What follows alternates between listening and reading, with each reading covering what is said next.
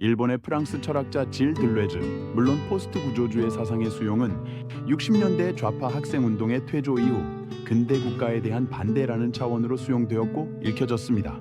구조와 힘, 도주론 등으로 주목을 받았던 아사다 아키라가 그 대표주자입니다. 그는 이렇게 말합니다. 들레즈의 철학을 통해 특권적인 중심이 사라지는 방향으로 규범적이지 않은 다른 식의 인생으로 생성 변화하는 것을 찾는다. 낡은 근대로서 전체를 상상하는 파라노, 곧 편집증이나 망상증, 한 가지 일에만 열중하여 다른 일은 생각하지 않음과 이를 탈주하려는 스키조, 곧 분열증을 대응시키며 들레즈를 일본의 상황에서 읽었던 것입니다. 최근 들레즈 읽기의 변화가 보입니다. 현재 일본에서 주목받고 있는 젊은 철학자인 치바 마사야 리츠메이칸대 첨단 종합학술 연구과 교수가 그 선두주자인데 78년생인 치바 교수는 너무 움직이지 마라 는 책 제5장에서 이렇게 말합니다. 생성 변화하는 데 있어서 너무 움직이지 않는다는 것은 과잉되게 자기 파괴하고 무수한 타자들로의 접속 과잉이 되며 마침내 세계가 혼연일체가 되는 것을 막는 일이다. 비임의적 절단의 샤프한 선에 의해 접속의 관계 맺음의 과잉화에 제동을 건다. 이것은 관계의 외재성을 인정하는 것에 해당한다. 물론 이 말은 들레즈의 말, 생성 변화를 어지럽히고 싶지 않다면 너무 움직여서는 안 된다. 에서 착안한 것입니다. 사실 들레즈를 비롯한 이른바 프랑스 현대 사상은 주체나 자아, 동일성, 질서, 요컨대 상식의 범주에 속한 것을 모두 괄호에 넣고 거부한 것처럼 이해되어 왔습니다. 양극단적인 우리의 인식 때문인지 아무튼 들레즈의 이해도 들레즈 이전의 모든 철학자가 비판되어야만 이해되는 들레즈였습니다. 따라서 들레즈는 만물을 생성 변화의 흐름 속에 용해시켜버린 사상가로만 이해되어 왔던 것입니다. 그러나 들레즈는 정도의 문제를 잊지 않았습니다. 지바에 따르면 들레즈의 생성 변화 이론에서 발견되는 것은 사물 자체라기보다 사물들의 관계가 변화하는 양상입니다. 따라서 들레즈 철학의 생성 변화 개념을 정도의 문제로 좀 더 신중히 접근할 때 지나친 운동이나 끊임없는 변화는 오히려 생성 변화의 질서를 어지럽힌다고 보는 것입니다. 그리고 이러한 과도한 자의식의 폭주를 멈추고 적당한 수준으로 타자로부터 분리되어야 진정한 자아의 발견에 도달한다는 결론에 이릅니다. 좀 어렵게 정리하면 이렇습니다. 들레즈의 생성 변화론에서 비의미적 절단의 원리로 생각의 틀을 바꾸는 것입니다. 아울러 이러한 절단은 리좀과 같이 끝없는 생성 변화의 길을 갑니다.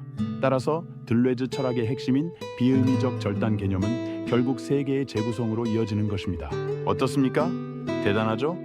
들레즈 철학 자체 내에서 절차적인 중용의 도를 발견합니다. 사실 치바는 미술, 문학, 음악, 패션, 판문화 등 다양한 영역에 걸쳐 영향력을 행사하고 있는 팝적인 철학자입니다. 따라서 그의 들레즈 이해에 대해 비판하는 이들도 많습니다. 소설가이자 문화비평가인 아즈마 히로키는 이렇게 말합니다.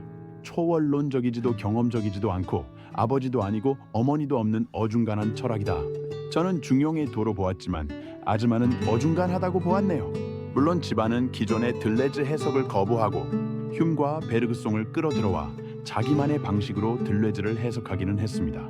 일상생활을 말하면서도 철학의 통속화에 빠지지 않고 오히려 철학 자체 속에 새로운 논술의 수준을 창조하고 있습니다. 휴메 철학이 해리성, 곧 정체감 장애와 동일성 장애론으로 말해지고 들레즈의 이름이 하마사키 아유미, 곧 일본 제이팝의 여왕인 가수나 말미잘과 나란히 놓입니다. 빼어난 철학 연구와 융합은 새로운 말의 창조로 귀결됩니다. 특히 접속적 들레즈와 절단적 들레즈를 구분하는데 접속적 들레즈의 배경은 차이의 존재론 담론에 영향을 준 앙리 베르그송입니다. 들레즈 철학의 긴 소년기에 베르그송은 매우 중요한 자리를 차지합니다. 들레즈는 베르그손에게서의 차이 개념을 통해 차이의 존재론을 구체화합니다. 차이의 존재론은 세계를 구성하는 사물들은 모두 다르며 곧 차이가 있으며 따라서 이러한 차이를 인정하면 모순에 이르지 않는 세계상이 가능하다는 것입니다. 따라서 모순을 동력으로 삼는 해겔의 변증법에 대한 비판과 대안이 가능해진 것입니다. 절단적 들레즈의 배경은 관계의 외재성 태제로 초기 혹은 윤영이의 들레즈에게 영향을 줬던 흉입니다.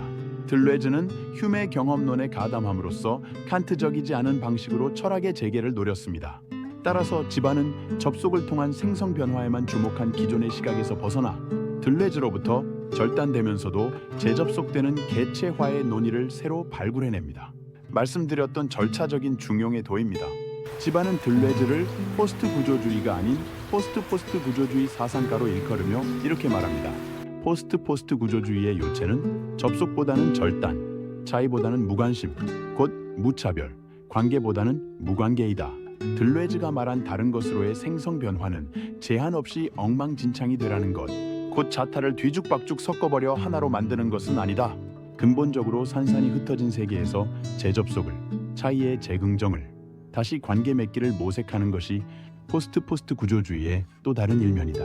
포스트 모던의 상대주의, 곧 제한 없는 엉망진창도, 자타를 뒤죽박죽 섞어버려 하나로 만드는 것, 곧 변증법도 아닌 새로운 구축, 데리다 해체 이후의 재구축의 모습을 재접속과 재긍정, 관계 맺기를 통해 모색하고 있습니다.